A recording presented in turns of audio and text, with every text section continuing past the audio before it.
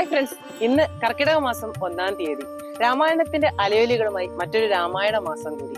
ക്ഷേത്ര ദർശനവും രാമായണ പാരായണവും ഒക്കെയായി ജീവിതത്തിലെ വിഷമതകളെ അകറ്റി നിർത്തുക എന്നതാണ് ഈ രാമായണ മാസത്തിന്റെ പ്രാധാന്യം. അതിൽ ഏറ്റവും പ്രധാനപ്പെട്ടതാണ് നാലമ്പല യാത്ര. നാലമ്പലം എന്ന് കേൾക്കുമ്പോൾ ആദ്യം തന്നെ നമ്മുടെ മനസ്സിലേക്ക് ഓടിയെത്തുന്നത് തൃശ്ശൂർ, എറണാകുളം ജില്ലകളായി വ്യാപിച്ചു കിടക്കുന്ന നാലമ്പലങ്ങളാണ് അല്ലെ. എന്നാൽ ഒരേ പൂജാവേളയിൽ തന്നെ ദർശനം സാധ്യമാകുന്ന വെറും 4 കിലോമീറ്റർ ചുറ്റളവിൽ സ്ഥിതി ചെയ്യുന്ന മലപ്പുറം ജില്ലയിലെ നാലമ്പലത്തെ കുറിച്ചാണ് ഈ വീഡിയോ. കൂടുതലൊക്കെ നമുക്ക് വീഡിയോയിൽ കാണാം. ഞാൻ Reshmi Manoj Kumar. Welcome to delicious recipes.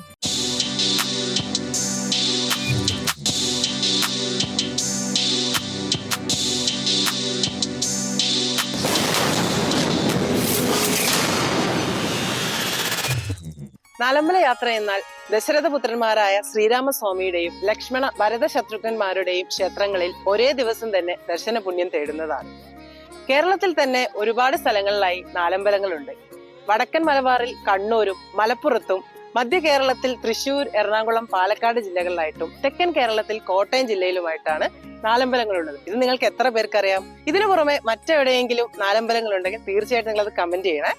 ഇതിൽ എല്ലാ ജില്ലകളിലെയും നാലമ്പലങ്ങളെ കുറിച്ചുള്ള ഡീറ്റെയിൽസ് ഞങ്ങൾ ഈ വീഡിയോയുടെ അവസാനം കൊടുക്കുന്നുണ്ട്. അപ്പൊ ഇന്ന് നമ്മൾ കാണാൻ പോകുന്നത് മലപ്പുറം ജില്ലയിലെ നാലമ്പലത്തെ കുറിച്ചാണ്. മറ്റ് നാലമ്പലങ്ങളിൽ നിന്നും വ്യത്യസ്തമായിട്ട് വെറും 4 കിലോമീറ്റർ ചുറ്റളവിലായിട്ടാണ് ഈ അമ്പലങ്ങൾ സ്ഥിതി ചെയ്യുന്നത്. ഒരേ പൂജാവേളയിൽ തന്നെ ഈ 4 അമ്പലങ്ങളിലും ദർശനം നടത്താൻ പറ്റുമെന്നതാണ് ഇവിടുത്തെ പ്രത്യേകത. നാലമ്പലങ്ങളിൽ ആദ്യം ദർശനം നടത്തേണ്ടത് ശ്രീരാമസ്വാമി ക്ഷേത്രത്തിലാണ്. പിന്നീട് ഭരതൻ, ലക്ഷ്മണൻ, ശത്രുഘ്നൻ എന്നീ ക്രമത്തിൽ ദർശനം നടത്തി തിരിച്ച് ശ്രീരാമസ്വാമി ക്ഷേത്രത്തിൽ വന്ന് കാണിക്ക അർപ്പിക്കുന്നതിലൂടെയാണ് നാലമ്പല യാത്ര പൂർത്തിയാകുന്നത്. പിന്നെ നമുക്ക് നാലമ്പല യാത്ര തുടങ്ങാം. ഇന്ന് രാവിലെ 6 മണിയോട് കൂടിയാണ് കേട്ടോ ഞങ്ങൾ യാത്ര തുടങ്ങിയത്. ഞങ്ങളുടെ നാടായ കോഴിക്കോട് രാമനാട്ടുകാർക്ക് അടുത്തുനിന്നും ഏകദേശം 1-1.25 മണിക്കൂർ കൊണ്ട് തന്നെ നമുക്ക് മലപ്പുറം പിന്നിട്ട് രാമപുരത്ത് എത്താനാകും. ഇപ്പൊ നമ്മളുള്ളത് രാമപുരം ശ്രീരാമസ്വാമി ക്ഷേത്രത്തിലാണ്. ഈ ക്ഷേത്രം സ്ഥിതി ചെയ്യുന്നത് കോഴിക്കോട് പാലക്കാട് ദേശീയപാതയിൽ മലപ്പുറത്തിനും പെരിന്തൽമണ്ണയ്ക്കും ഇടയിലായിട്ട് റോഡ് സൈഡിൽ തന്നെയാണ്. മെയിൻ റോഡിൽ നിന്ന് തിരിയുമ്പോൾ തന്നെ നമുക്ക് കാണാനാകുന്നത് പ്രൗഢഗംഭീരമായ ക്ഷേത്ര ഗോപുരമാണ്. പിന്നെ നമുക്ക് ഈ ക്ഷേത്രത്തിനകത്തേക്ക് പോയിട്ട് ഇവിടുത്തെ പ്രത്യേകതകളും ഇവിടുത്തെ വഴിപാടുകളും എന്തൊക്കെയാന്നുള്ളത് നോക്കി വെക്കാം. ഇവിടുത്തെ നാലമ്പല ദർശനത്തിന് ഒരു ക്രമമുണ്ട്. നാലമ്പലനാഥനായ ഭഗവാൻ ശ്രീരാമസ്വാമിയെ തൊഴുതതിനു ശേഷം ലക്ഷ്മണസ്വാമി ക്ഷേത്രത്തിലേക്കാണ് പോകേണ്ടത്. അതിനുശേഷം ഭരതസ്വാമി ക്ഷേത്രത്തിലും ശത്രുഘ്നസ്വാമി ക്ഷേത്രത്തിലും തൊഴുതു വലം വെച്ച ശേഷം ശ്രീരാമസ്വാമി ക്ഷേത്രത്തിൽ തിരിച്ചു വന്ന് കാണിക്ക അർപ്പിച്ചു തൊഴുന്നതോടെയാണ് നാലമ്പല ദർശനം പൂർത്തിയാകുന്നത്. രാമപുരം ക്ഷേത്രത്തിലെ പ്രധാന വഴിപാട് ശ്രീരാമസ്വാമിക്ക് അമ്പും വില്ലും ചാർത്തലും ഹനുമാൻ സ്വാമിക്ക് ഗദ ചാർത്തലുമാണ്. മറ്റു വഴിപാടുകളെ കുറിച്ചുള്ള വിവരങ്ങളും അതിന്റെ നിരക്കുകളും നിങ്ങൾക്ക് ഇവിടെ കാണാവുന്നതാണ്.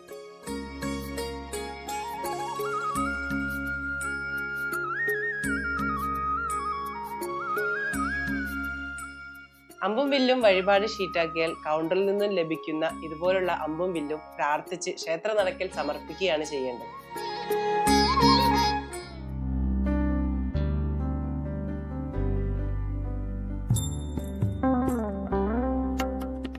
ചിരപുരാതനമെന്ന് തോന്നിക്കുന്ന ഇരുനിലകളോട് കൂടിയ വട്ട ശ്രീകോവിലിൽ ശംഖചക്ര ഗദാപത്മധാരിയായിട്ടാണ് ശ്രീരാമസ്വാമി വിരാജിക്കുന്നത്. അഞ്ജനശിലയിൽ നിർമ്മിതമാണ് കമനീയമായ ഭഗവത് വിഗ്രഹം. ഉച്ചപൂജ വരെ സീതാപരിത്യാഗിയായ ഭാവമാണ് ഭഗവാന്. സായാഹ്നമായാൽ പട്ടാഭിഷിക്തനായ ചക്രവർത്തി ഭാവവും. അതിനാൽ പണ്ടൊക്കെ അന്തർജനങ്ങൾ വൈകുന്നേരത്തെ തൊഴാൻ എത്തിയിരുന്നുള്ളൂ.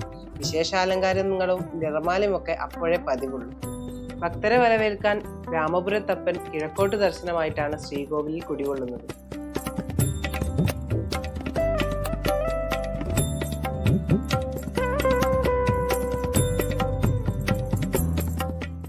നാലമ്പലത്തിന്റെ കന്നിമൂലയിലായി നമുക്ക് ഗണപതി ഭഗവാനെ കാണാം.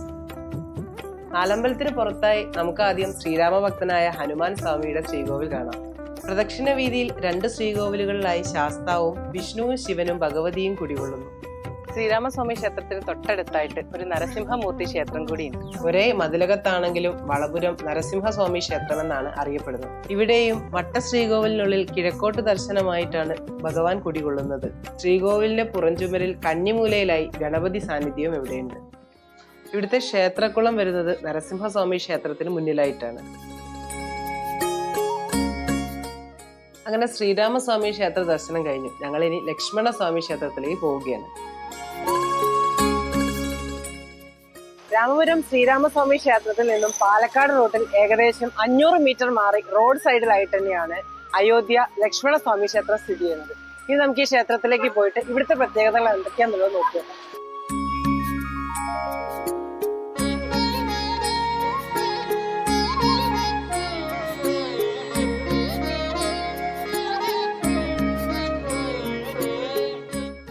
ക്ഷേത്രമുറ്റത്ത് വലതുഭാഗത്തായിട്ടാണ് വഴിപാട് കൗണ്ടർ വരുന്നത്. ഇവിടുത്തെ പ്രധാന വഴിപാട് എന്ന് പറയുന്നത് ചതുർബാഹു സമർപ്പണമാണ്. മറ്റു വഴിപാടുകളുടെ വിവരങ്ങൾ ഇപ്രകാരമാണ്.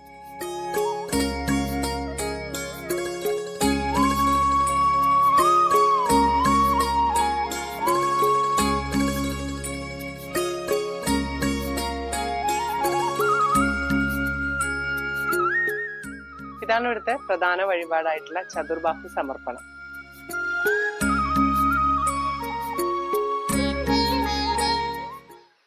ശ്രീരാമസ്വാമിക്ക് അഭിമുഖമായി പടിഞ്ഞാറോട്ട് ദർശനമായിട്ടാണ് ലക്ഷ്മണസ്വാമി കുടികൊള്ളുന്നത്.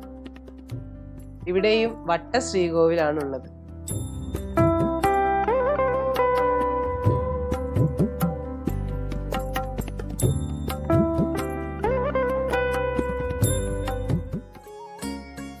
പ്രദക്ഷിണ വീതിയിൽ ഉപദേവന്മാരായി ആദ്യം അയ്യപ്പസ്വാമിയെയും പിന്നീട് നവഗ്രഹങ്ങളെയും നമുക്കിവിടെ കാണാം.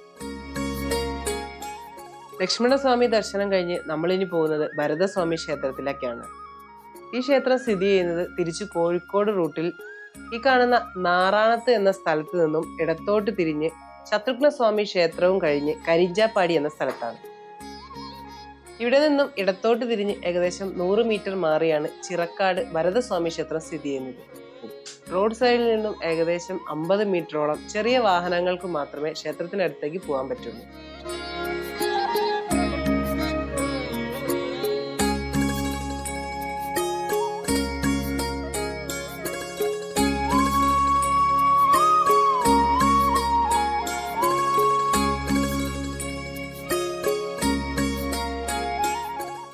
നമ്മളുള്ളത് ചിറക്കാട്ട് ശ്രീ ഭരതസ്വാമി ക്ഷേത്രത്തിലാണ് കേട്ടോ.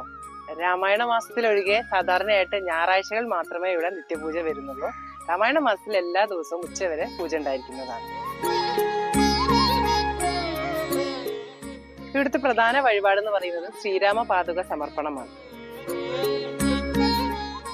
മറ്റു വഴിപാട് വിവരങ്ങൾ ഇപ്രകാരമാണ്.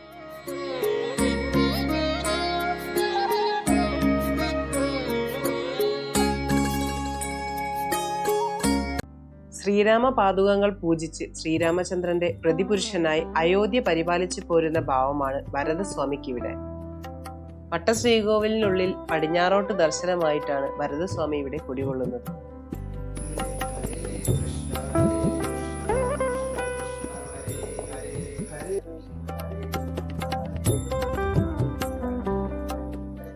ഹരേ കൃഷ്ണ ഹരേ കൃഷ്ണ.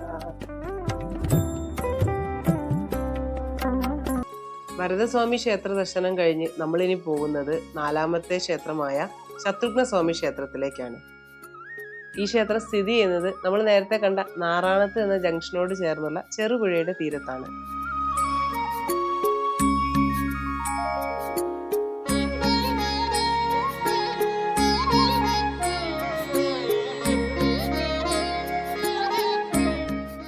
ഇപ്പൊ നമ്മളുള്ളത് നാറാണത്ത് ശത്രുഘ്നസ്വാമി ക്ഷേത്രത്തിലാണ്. ഇനി നമുക്ക് അമ്പലത്തിന്റെ ഉള്ളിലേക്ക് പോയിട്ട് ഇവിടുത്തെ പ്രത്യേകതകളും വഴിപാടുകളും എന്തൊക്കെയാന്നുള്ളത് നോക്കാം.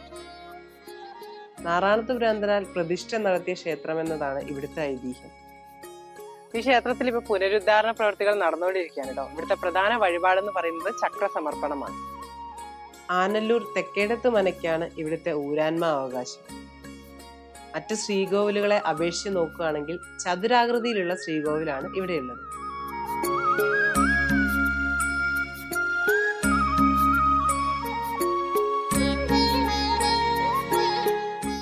സന്താന ലബ്ധിക്കും സന്താനങ്ങളുടെ ഐശ്വര്യത്തിനുമായി മീനൂട്ട് വഴിപാടും ഈ ക്ഷേത്രത്തിലുണ്ട്.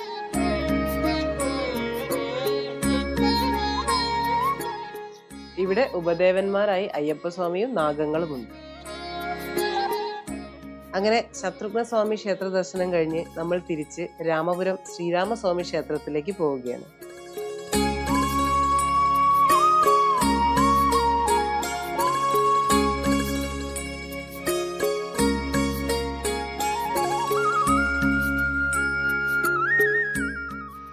നാലമ്പലങ്ങളിലും ദർശനം കഴിഞ്ഞ് ഞങ്ങൾ തിരിച്ചു വീണ്ടും ശ്രീരാമ സന്നിധിയിൽ തന്നെ എത്തിയിരിക്കുകയാണ്. ഇനി ഇവിടെ കാണിക്ക അർപ്പിച്ച് കഴിയുന്നതോടുകൂടി ഞങ്ങളുടെ നാലമ്പല യാത്ര പൂർത്തിയായി.